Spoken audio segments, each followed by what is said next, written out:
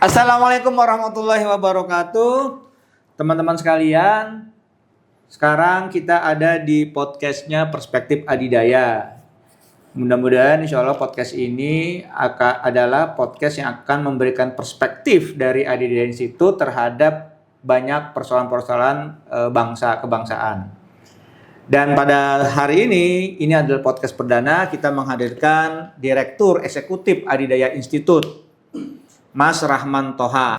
Assalamualaikum warahmatullahi wabarakatuh. Waalaikumsalam. Ya, Mas Rahman Toha ini di Adidaya Institute menjadi direktur eksekutif yang akan rutin nanti memberikan perspektif, terutama setiap pekan, bagaimana kita ingin memberikan perspektif Adidaya terhadap isu-isu strategis yang menjadi percakapan publik selama seminggu ke belakang. Nah, baik Mas Amang. Hasil analisanya Adidaya Institute terhadap percakapan publik minggu kemarin, maka ada 5 isu strategis, ya. Tetapi yang menarik itu adalah di isu pertama adalah tentang fenomena demo yang akan terlaksana atau akan dieskalasikan di bulan Agustus. Situasi keamanan lah, keamanan politik dan keamanan nasional di Agustus inilah ya. Di Agustus ini, jadi sudah ada kalau saya sih melihatnya framing ya. Jadi ada situasi yang eskalasi massa, demo mahasiswa, buruh yang seolah-olah terjadi 1 hari 2 hari kemarin. Padahal pada faktanya, pada kenyataannya tidak ada. Itu hanya reproduksi demo-demo masa lalu dulu, mungkin tahun kemarin atau bulan yang lalu, kemudian atau mungkin dicampur-campur ya, kemudian coba diupload lagi dan direproduksi lagi dan dinarasikan sebagai kejadian demonstrasi hari ini, update hari ini gitu ya. Ya, secara tidak terasa peristiwa demo yang agak mencekam di tahun lalu ternyata sudah 1 tahun. Nah, apakah memang ada keinginan mengulang kembali kepada pihak-pihak tidak bertanggung jawab, atau seperti apa Mas Amang? Apakah memang benar-benar eskalasi itu akan terjadi, ataukah memang sudah terjadi kemarahan massal misalnya di sekarang ini di Indonesia? Oke, memang Adidaya Institute mencoba merekam ya. Ada satu situasi terutama di sosmed, re-uploading lah atau reproduksi video-video lama terkait dengan demonstrasi yang ricuh yang kemudian coba dinarasikan sebagai demonstrasi per hari ini. Dan kemudian di situ pun ada semacam narasi media nggak ada yang memberitakan. Ya memang kenyataannya memang tidak ada di lapangan. Jadi media nggak mungkin memberitakan kan. Memang tidak ada. Memang nggak ada kejadiannya. Peristiwanya nggak ada. Memang kejadiannya nggak ada, dan fenomena ini terjadi di sosmed, di beberapa aplikasi ya, dan ini cukup masif. Ini memang menjadi satu perhatian bukan hanya kita saja, tapi juga justru obrolan kita di teman-teman di beberapa komunitas justru justru tertarik dengan fenomena ini. Kok kenapa video-video lama diupload kembali? Padahal faktanya kan di Jakarta, terutama di ibu kota negara dan juga di beberapa kota-kota lain, so far nggak ada demo sama sekali.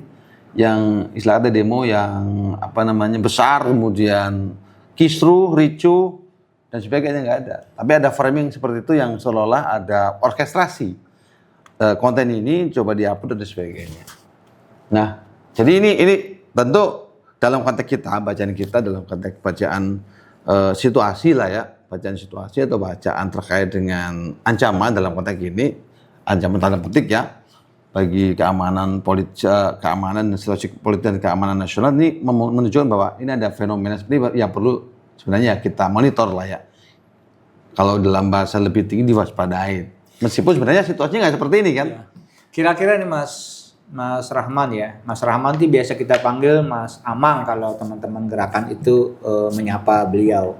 Jadi Mas Amang, kira-kira apakah memang ada skenario kah? Apakah ada maksud tertentu kah oleh oknum atau siapa bertanggung jawab sehingga kok sepertinya menginginkan peristiwa Agustus tahun lalu itu terjadi lagi di Agustus tahun sekarang? Saya nggak tahu nih, Mas. Ya sebenarnya apapun keinginannya ya, Iya.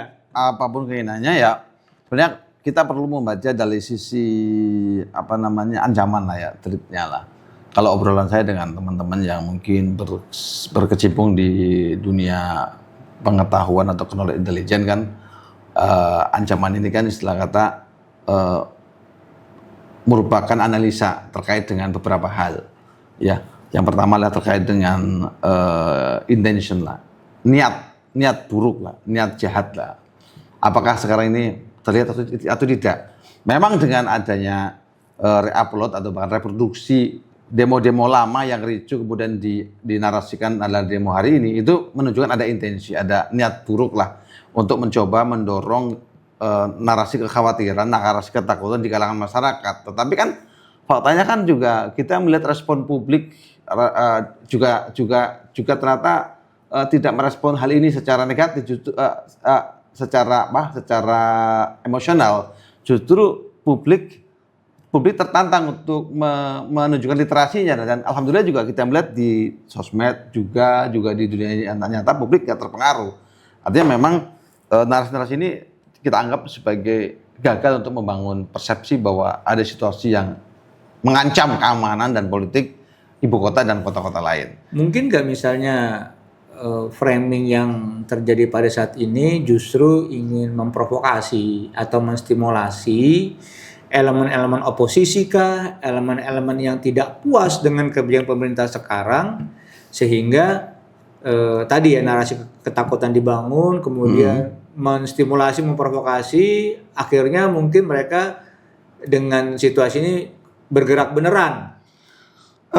Sejauh ini kita melihat ya memang ya itu intensi itu sih kita bisa baca itu ya, memprovokasi agar siapapun yang punya apa namanya posisi oposisi atau posisi kritis pemerintah untuk menggalang dan sebagainya. Tapi faktanya kan enggak juga.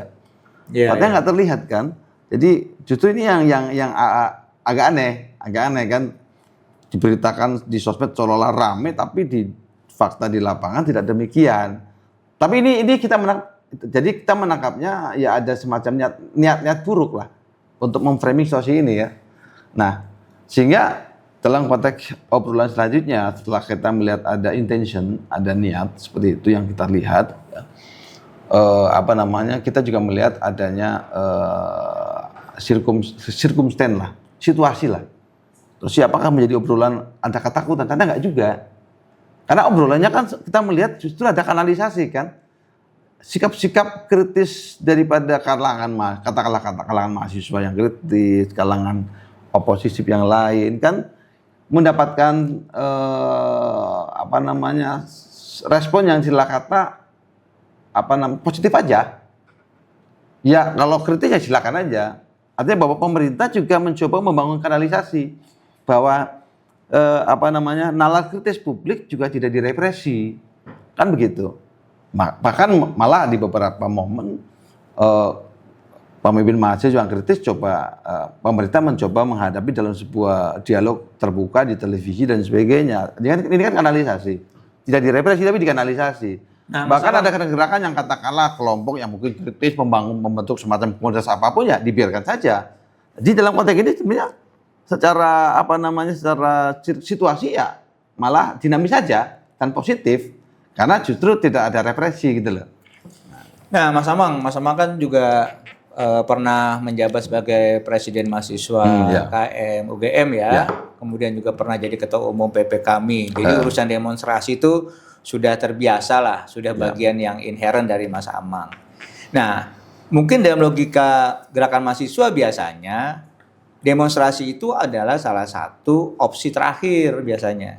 Ketika tidak ada kanalisasi, tidak ada dialog, otoriter, nggak bisa diajak bicara. Nah, apakah memang pemerintahan Prabowo Gibran yang sekarang ini dengan semua ekosistem pemerintahannya memang nggak bisa diajak diskusi, memang nggak bisa diajak dialog, apa memang nggak ada kanal, sehingga akhirnya harus distimulasi sampai harus turun ke jalan. Karena turun ke jalan kan menurut banyak pihak bisa jadi banyak intervensi atau banyak tunggang menunggang nih ketika gerakan masyarakat misalnya turun ke jalan.